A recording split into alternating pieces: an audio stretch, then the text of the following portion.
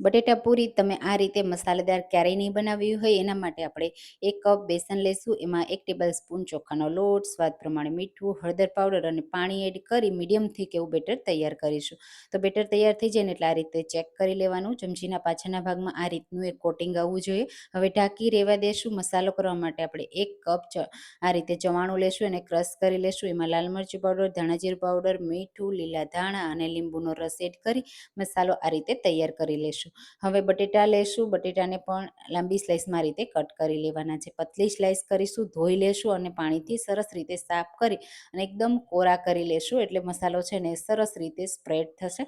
પછી આ રીતે 2 સ્લાઇસ એક સરખી હોય ને તેવી લઈ લેવાની. મસાલો આ રીતે વચ્ચે સ્ટફ કરી દેવાનો અને બીજી સ્લાઇસથી કવર કરી દેવાનું. પછી જે બેટર તૈયાર કર્યું હતું એમાં લીંબુનો રસ અને તેલ એડ કરી મિક્સ કરી દેવાનું. તો હું અહીંયા સોડા એડ નથી કરતી. સારી રીતે મિક્સ થઈ જાય ને પછી આ રીતે સ્લાઇસ લેવાની અને એમાં ડીપ કરી દેવાની. અને પછી ગરમ તેલ હોય ને મીડિયમ એવું, ત્યારે આપણે એની ઉપર આ રીતે એડ કરી દેવાની. તો એકસાથે તમે જેટલી ફ્રાય કરવા માંગતા હોય ને એટલી કરી દેવાની.